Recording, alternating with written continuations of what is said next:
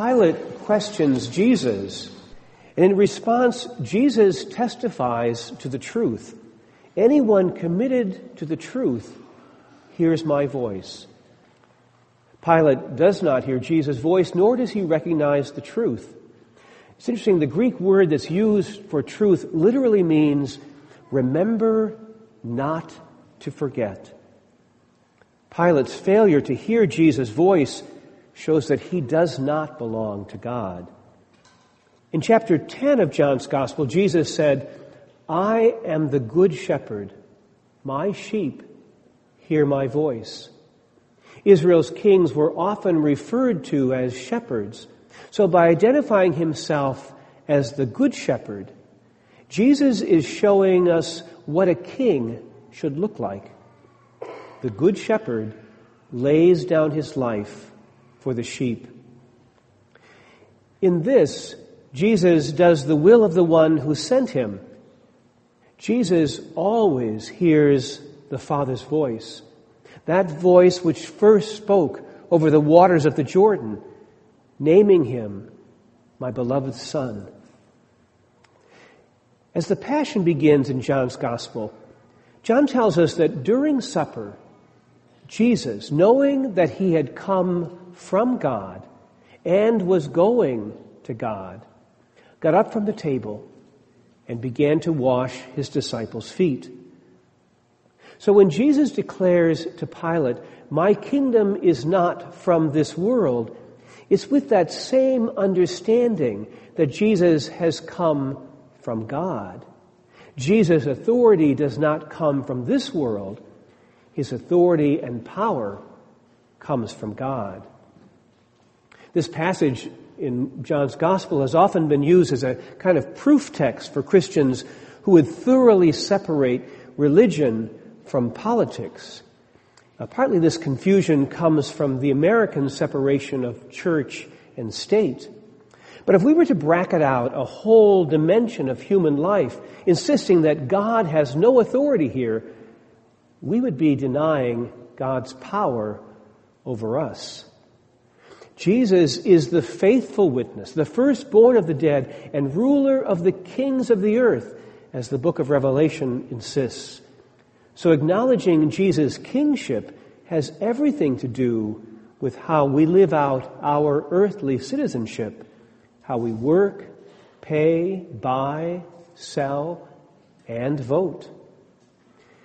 In the book of Daniel, we hear a line that is quoted in Mark's Passion Gospel. I saw one like a son of man coming with the clouds of heaven.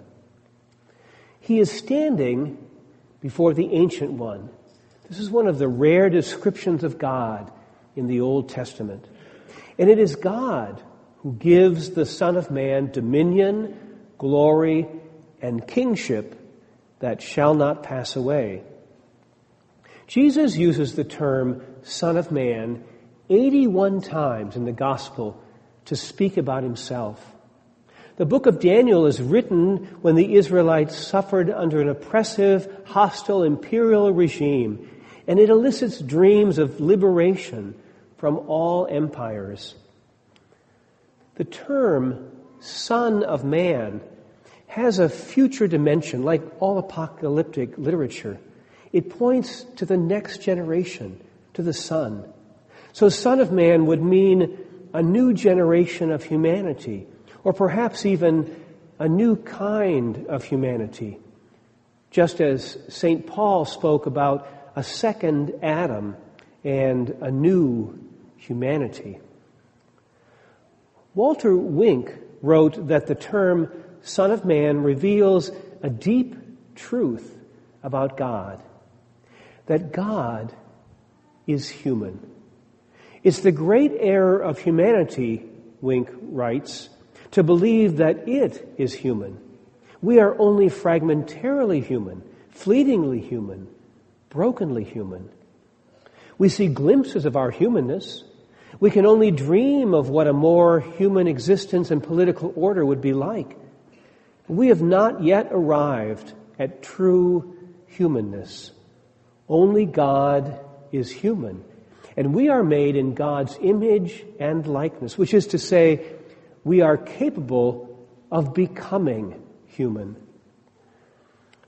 Thomas Merton, reflecting on the broken and crucified body of Christ, writes, "As long as we are on earth, the love that unites us will bring us suffering by our very contact with one another, because this love is the resetting of a body of broken bones. Even saints," Merton says, "cannot live with saints on this earth without some anguish, without some pain at the differences that come between them." There are two things which people can do about the pain of disunion with other people. They can love or they can hate. Hatred recoils from the sacrifice and the sorrow that are the price of the resetting of bones. It refuses the pain of reunion. The beginning of the fight against hatred, the basic Christian answer to hatred, is not, as you might expect, the commandment to love. But what must necessarily come before is the prior command to believe. The root of Christian love is not the will to love, but the faith that we are loved, the faith that we are loved by God. Hatred tries to cure disunion by annihilating those who are not united with us. It seeks peace by the elimination of everybody else but ourselves. But love, by its acceptance of the pain of reunion, begins to heal all wounds. Merton calls this the basic tenet of natural law, which is that we should treat others as we would like them to treat us, that we should not do to another what we would not want another to do to us. In other words, he writes, we should recognize in every other human being the same nature, the same needs, the same rights, the same destiny as in ourselves. The plainest summary of all the natural law is to treat other people as if they were people, not to act as if we alone are human and every other human were an animal or a piece of furniture. But we cannot treat other people as persons unless we have compassion for them. We must at least have enough compassion to realize that when they suffer, they feel somewhat as I do when I suffer. Christianity is not merely a doctrine or a system of beliefs. It is Christ, the King, living in us and uniting people together under God's dominion, in God's life and unity. On the day of our baptism, and for Ronan in just a few moments, he will be anointed as priest, prophet, and king, named as beloved Son of God. It's sometimes hard for us to believe that we are God's beloved. And so we have to help each other remember not to forget. We begin here in the certain faith that we are loved.